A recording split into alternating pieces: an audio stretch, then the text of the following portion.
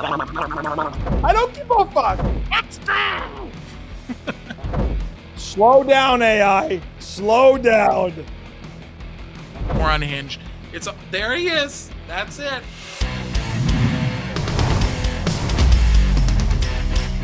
All right, I don't just mean financially. I think in general, 2026 is shaping up to be the most financially unhinged year since, well, every other year. I say unhinged for not just the finance, though, for everything. We're going to get unhinged, man.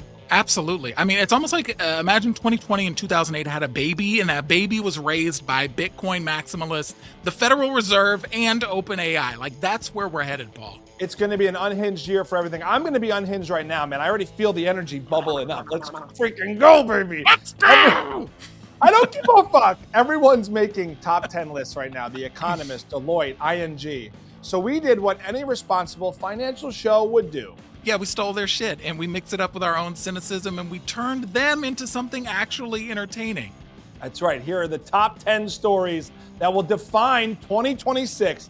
Buckle up. It's unhinged. All right, you better stick around because number 3 is basically the financial equivalent of watching a bank lie straight to your face.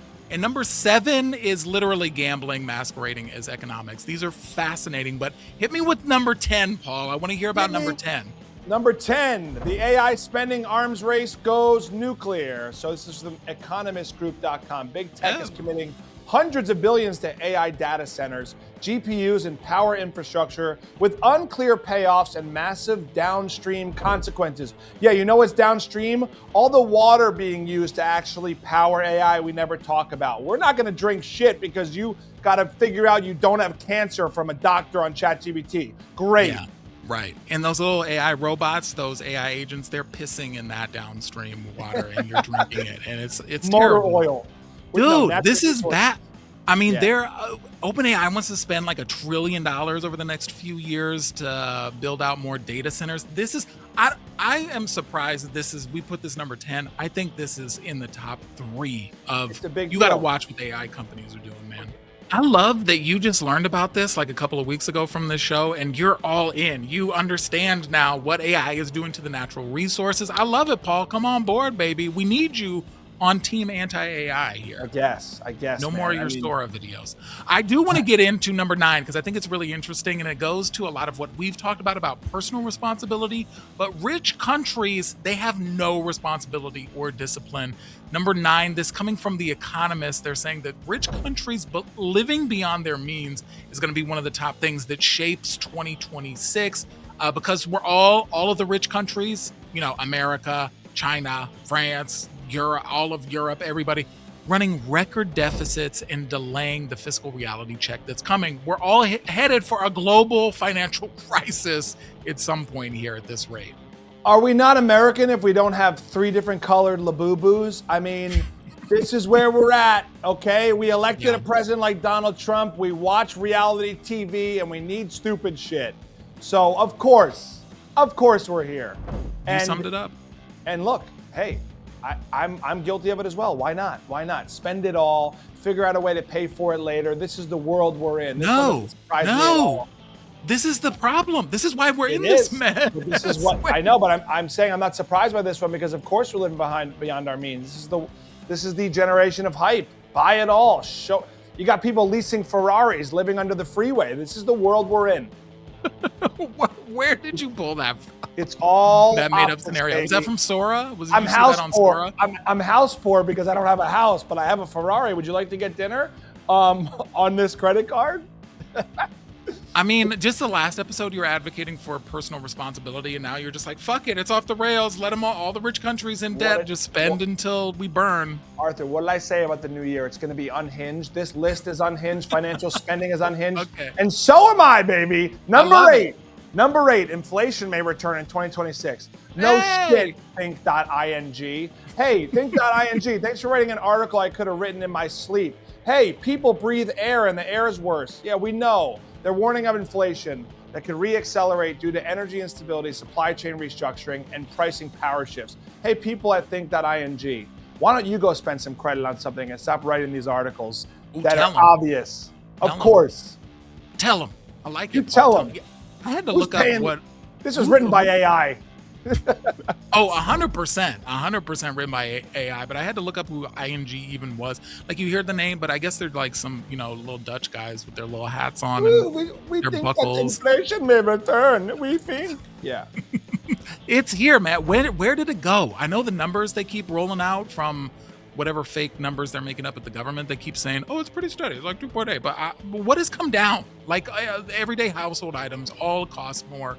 Inflation is here to stay, and it's going to heat up even more next year. The more we're cutting these interest rates, that is what has been tamping inflation to begin with. At this point, when you start cutting interest rates, it's going to fly up again. We're screwed. Yeah. Also, man. why are they saying inflation may return? Like, it's here. Why are they? Inflation exists. I don't understand why it may. We know it's just basically saying, hey, it's a new year. Inflation is coming. We know. Yeah. It happens. It's just a cyclical thing. It happens with time, no matter what. Right. You know what I mean? I think they bake it in at 3% a year regardless. But hey, this just in from think.ing.com. You as a human may die one day eventually. No way. Oh my God, is that true? Man, I thought I was going to pass away last night. I got dysentery or something. I was on the floor, but I'm glad I'm here with you today so we can continue the top 10 list. Paul, if you've stuck with us this far and you love this unhinged shit, hit subscribe and like or something. But what, Paul? I'm trying to make this more unhinged this episode. Also, I like that you said dysentery. Maybe you're the old school guy this episode. I'm talking about burying cash in my backyard, but you got dysentery and I got gangrene. We're just old school today. Yeah, I got leprosy too. You better watch out. I don't have any toes on my left foot. Well, we know I that. almost died on the Oregon Trail last night, Paul. That's why you the truth. That's why we film from the belly button up, folks. You don't want to see that shit. I'll tell you that much. Exactly. Number 7. I don't know if you're ready to move on. Go. Number 7, commercial real estate hits the wall. So this is a problem. Deloitte put this out. They're saying that, rapidly rising commercial real estate delinquencies historically high because of office vacancies. Remember in the pandemic, everybody got to work from home, and now all these places are like, oh shit, we have all this commercial real estate. It's all tanked in value. Nobody wants to go back to work. What do they do with this? It almost brought China down a couple of years ago. They have a mess with this. Their Evergrande real estate scandal, you got to look into it. But this is the type of stuff that it sounds like bullshit. And it sounds like, why should we even care about it? But these things can cause a cascade that wipes out the little guy. As these banks and stuff, they realize none of this real estate is worth anything. We're all screwed. Well, this kind of reminds me of private equity too. It's like it's hitting a wall, and then you have private equity coming in, kind of scooping these things up at way lower rates. So it's an interesting issue across the board. I do think commercial real estate is changing. Like people don't need the space as much as they once did. And that's why you see a lot of initiatives for 2026. A lot of companies are going like, "Hey, come back to the office 5 times a week." You know why? It's not for the job. It's for this. Like, come back. Exactly. We got to pay rent. Yeah. We got to justify that we're in this building. It's all part of this. 2026 may force banks to recognize losses that have been delayed for years, triggering tighter lending conditions and broader financial stress. Wow. So we look at that.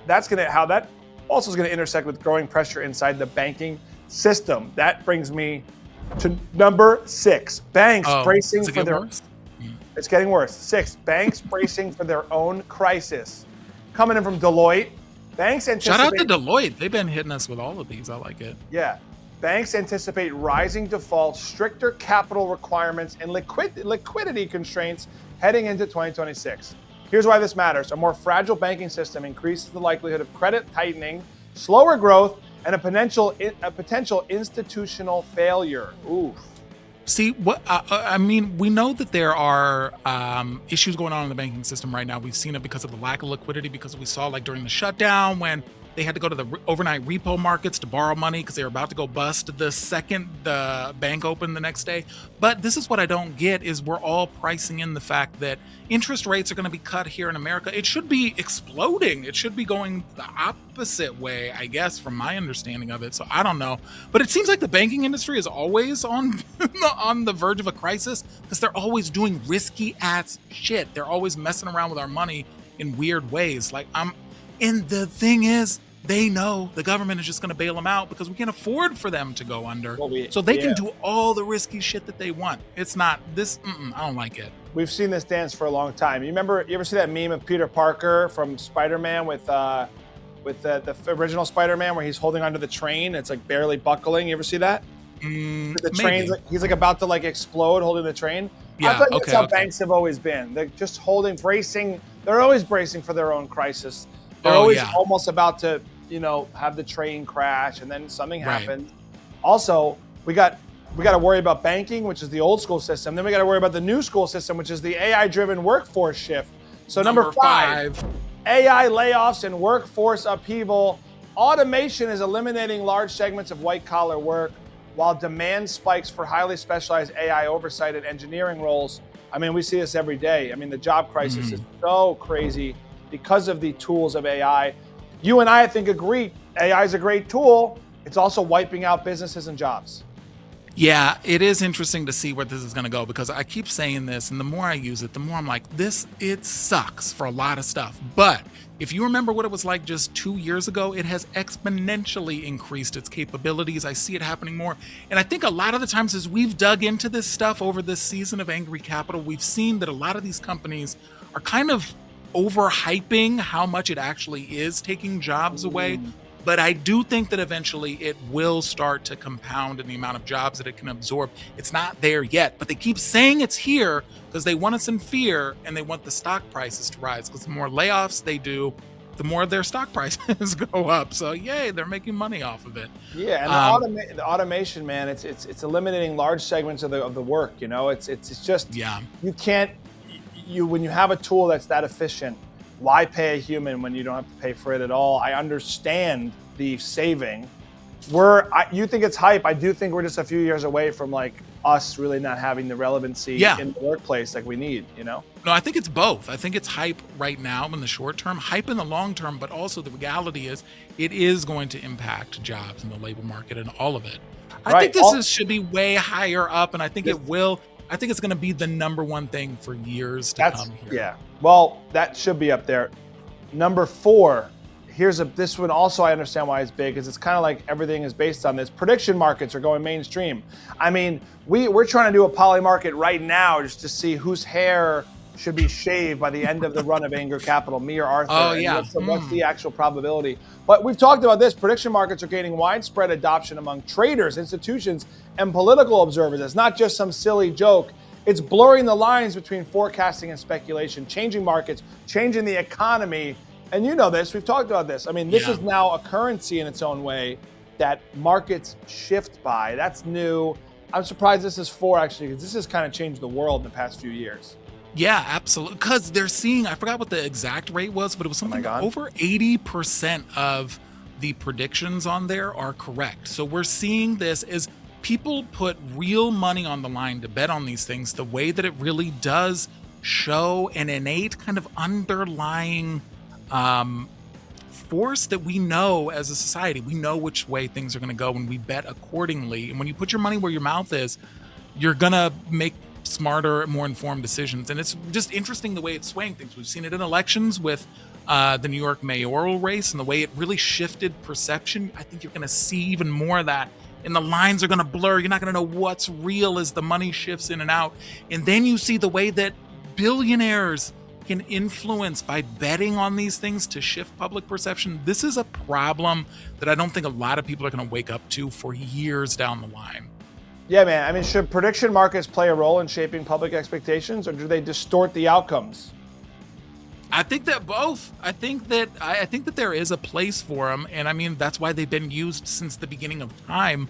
But they definitely can distort outcomes when you've got people who can sway it just by putting large bets, even if they know they're going to lose, because they just want to shift the perception behind it. I would argue in the past few years, it's further distorting outcomes. I think that this was something we didn't see the power of, and now it really can affect things in a huge way. Also, it's just giving data on real-time data from users and bettors or voters or whatever, but I think there's a lot more happening with the outcomes because of this. It's such an authority now. It's mainstream. It's number 4, but we may all be deciding who runs this country eventually based on, a prediction market first. Not the news, not even a social media platform. This stuff. So it's accelerating. And why? Take a wild guess why it's accelerating. Take a wild guess. Well, because of the money. Because of the money and because of the intelligence that's artificial, okay? Yeah. And it also, I wouldn't discount the fact, and I don't think a lot of people take this into account, this is all run on the blockchain. This is all compatible with different cryptocurrencies. This is immutable in terms of not being able to hide some of this data. I think that you watch someday, clip this for the Internet Archives. You will be voting via blockchain for the president in the future. Oh it my is God. moving that way. And the prediction markets, I believe you hit the nail on the head, are the entryway into that. Don't be fooled by the stocks that I got. I'm still Jenny from the blockchain.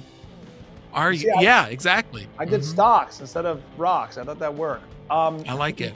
Number 3, AI-driven scams and cyber attacks surge. Bum, bum, bum. Paul is going to get you with his deepfake videos he makes. He is going to, he's got you. Yeah, I actually have Arthur committing a crime. I'm waiting to use blackmail against him. Which crime? What crime? What is it? Well, in San Francisco, it doesn't really matter. Nothing's going to happen. But yeah. Well, because you can be nude anywhere. I mean, there's a guy nude out.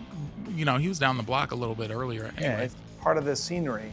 Cyber attacks are becoming more frequent and more sophisticated due to AI-powered phishing, deepfakes, automated exploitation. We see this time and time again. Financial and reputational damage from these attacks could escalate dramatically in 2026. This is depressing, but it can impact businesses, institutions, and individuals at scale. Here's what freaks me out the most with this. We talk about individual scams. Sure, that happens all the time. You could think about, calling grandma saying your grandson's kidnapped in Europe, send this money. Yeah. That's an individual scale. Businesses and institutions, all right, this is the change for the new year that freaks me out. We are seeing this now on a global scale, on an institutional scale. That is what we have to look out for in the new year, and that can change everything. Yeah, I think seeing like fake videos of world leaders making speeches and having incorrect information in it that can shift markets, I think that's going to be something that you have to watch for. Yeah. I think the biggest shift here, though, is not obviously what's in front of you and that, you may see a deepfake video of something that isn't real or whatever. It's the fact that you can't trust anything anymore. Even when you see real footage, you are going to question whether or not that's real, and I think that's going to be used against you. This is, again, a way to shift perception. Yeah, man. What is real? What is real in 2026? None of it. Nothing. Financially unhinged, but also reality unhinged. We don't know what's going to be real. And it's advanced. Will Smith just posted a video this week, and maybe we can pull this up, where he showed the AI, I think it was like you saw it 3 years ago? Yeah. Was it 2023? Was it 2 years ago? Yeah, I think maybe 2023. Yeah, just a couple of years ago. He showed an AI, spit out of him eating spaghetti, and it was AI generated video. And then he showed it today, and it's like, the first one is a funny, warped Will Smith eating spaghetti, and the second one is Will Smith eating spaghetti, like on video, like it's exactly real. And that's where we're getting. You know what? While you go into the next one, man, I want to show you in real time how scary this is. No, please do. Yeah, I've seen it. I remember when that first came out, and it was a joke to begin with, but it ties. Just to show you guys, this is what we're starting with. Okay, we're starting with this. Are you taking screenshots of yourself while we're recording? A selfie because I just did the Will Smith example. I want to just show you guys right now. Oh, okay. So, let me just show you right now. Here we go. Let's make me Arthur for you. Make me take my jacket off and start dancing around with my shirt off. This is kind of blackmail. Look at happening in real time. I just want to show you guys. We talk about this is an AI generated video of me. You just saw me make on the show, on Grok, and I just want to show to you the threat we have for questioning reality in the new year and how real it is. In a way, I'm trying to make this more fun for how depressing it is. But watch, it's about to spit it out. Here we go. Is it? Oh my God. What?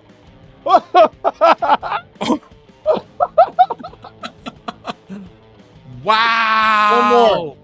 Wait. Oh my God. You shaved for us. Thank you. Yeah. This is on. Wait, is this a standalone app for Grok? That was or Grok. Is this For the ladies to know, my chest is a lot hairier than that. Anyway. Yeah, you're Italian. But how crazy! Wait! I gotta play it again. That's insane. it literally added like bodies. What you hear is my body slapping around. Listen. That's body movement, dude. That's what that. All right, so why did I do that? Why did I do that in real time on the show? You didn't need to see that. Why? Well, you needed to see it I liked because it. it's a threat. It's a threat that is so real. I just took my shirt off on a podcast, and now I'm dancing around, flopping around. That's not real, but what's going to be real in 2026? And Nothing. will this affect business institutions and individuals at a bigger scale? I think the answer is yes. You can tell by the flop of my naked body. I think that was important. An important moment in history deep. here. That was really deep. Yeah. I liked it, but it just goes to show you. Imagine if there's a video of that and like Trump slapping Nicolas Maduro and how it can start off a geopolitical warfare, which gets us to number 2, which is the geopolitical chaos reshaping the global markets. The Economist, they say this is going to be one of the biggest things shaping 2026 because of election cycles, tariff conflicts, energy disruptions, regional tensions, all set to collide in 2026. It is a beautiful powder keg going off as the U.S. is most likely entering into conflicts with Venezuela. We still got Ukraine and Russia. We got Taiwan and China. We got India and Pakistan. I mean, the entire world just wants to fuck each other up. And they've wanted to and been held back for decades. Yeah, I mean, when you also look at like the history of war and propaganda, think about even World War II. Propaganda still was ways to manipulate, to influence a lot of people for the worst things in history.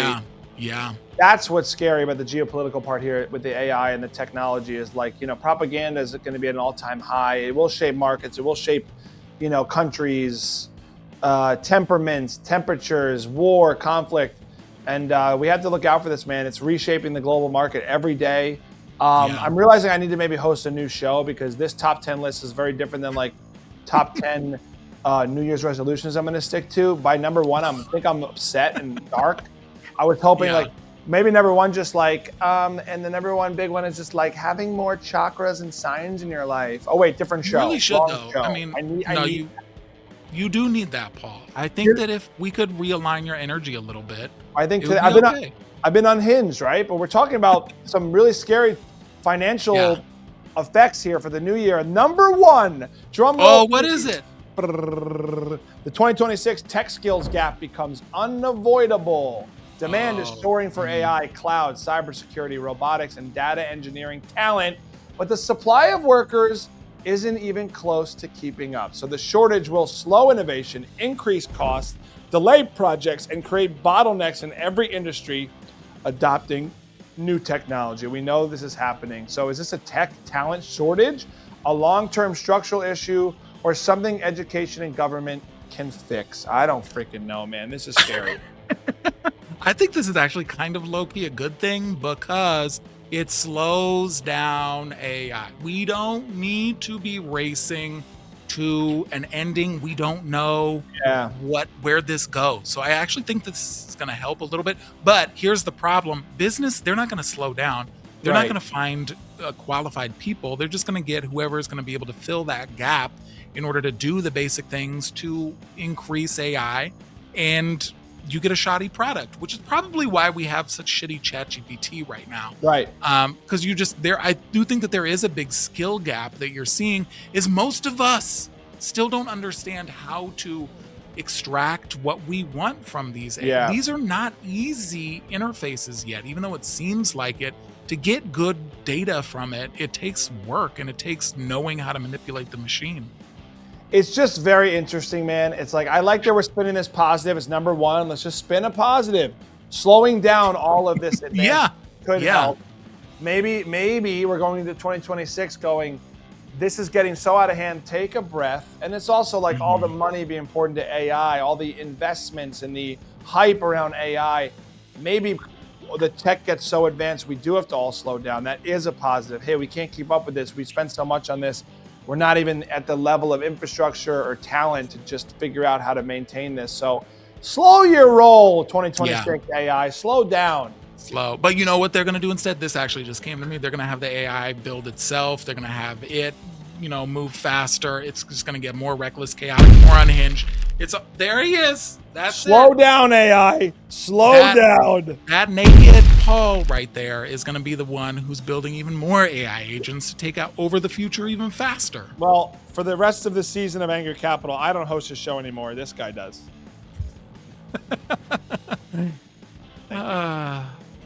What a weird world, right? We're here. Guys, subscribe. We're here 3 times a week talking about this. I hope it didn't depress you too much. We just want to see in this new year us being aware of all these threats and the things that could change our economy, and just, be responsible out there. Keep up with this stuff, and let's hope things get better. Yeah, they will, right, Paul? They'll get better. I hope so. This show is sponsored by Galileo FX, the only automated trading software that shows you the wins and losses before you buy. Learn more at store.galileofx.com.